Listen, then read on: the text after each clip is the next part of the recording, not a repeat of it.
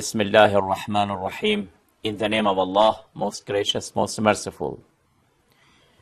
Dear brothers and sisters of Islam, those of you who were following our programs, in this series of Islamic programs, we have decided to talk about the Islamic issues. And now, these days, we talk about the women's rights in Islam. And we want to know that what is the opinion of Islam about ladies and their rights? Is Islam a religion of men?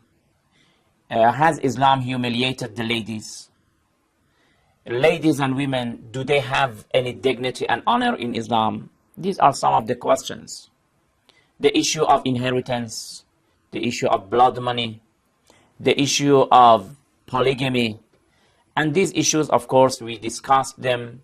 There were questions regarding these issues. We mentioned the questions and we answered. Once again, I emphasize that the time of the programs are very short. Just we touch the matter here very briefly, and the details, of course, should be studied by yourselves, and you can do more researches on the web and find a lot of authentic books in the libraries and do more studies about these issues. Here, as long as the time allows us, we just mention the matter and give a very brief answer to that question. Today, we want to talk about the issue of temporary marriage. In Islam, we have two types of marriages.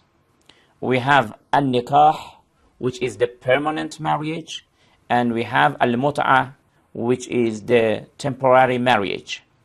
This matter has become one of the issues that some of the enemies of Islam have criticized Islam, that why in Islam temporary marriage is being permitted. And I also want to say that even among Muslims, there are some groups of Muslims who are against the issue of temporary marriage. But what we are trying to say is that the issue of temporary marriage is something that the Holy Prophet of Islam, Prophet Muhammad sallallahu alaihi wasallam, he told it, he approved of it, and he explained it. Even we have verse of the Holy Quran indicating this issue, and from the explanations of the Prophet Muhammad sallallahu alaihi wasallam, and from the practices of the companions of the Holy Prophet of Islam, we conclude that temporary marriage is something which is not deniable. Nobody can deny it in Islam. It's a fact. And we want to say that this is one of the very developed, in fact, laws of Islam. Islam, in fact, by this temporary marriage has solved a lot of social problems, a lot of moral problems. Those who criticize this issue, I want to say that they have not understood it properly. They have misunderstood. Otherwise, if we understand it properly, not only we will object, but also we will admire Islam of such type of rulings and teachings. You see, brothers and sisters, human being has a lot of faculties, a lot of instincts. One of the instincts of any human being is the sexual instinct. It is very powerful among the instincts of human being. We can say it is the most powerful. And according to some of the psychoanalysts, these people believe that this is the only instinct in human being. These psychoanalysts say that the main instinct of any human being is the sexual instinct. The faculty of passion is very powerful within any human being. Now, what should we do? In a situation, in a circumstances, that there is a young boy or a young girl and they cannot marry a permanent marriage because of any reason, because they are studying, for example, because they have traveled to a long trip, or because of financial problems or other reasons, they have not managed to marry a permanent marriage, what is your prescription for them? Do you want to tell them to suppress that instinct? To suppress it? Is it a good solution? Of course it is not. Islam does not advise us to live like monks and nuns. It is not acceptable in Islam, as some of the monks and nuns, they believe that they must not marry. In Islam, marriage is very advised.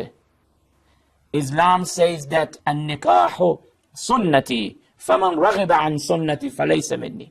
Prophet Muhammad sallallahu alayhi wa sallam said that marriage is from my sunnah. If anybody does not follow it, as if he is not from me.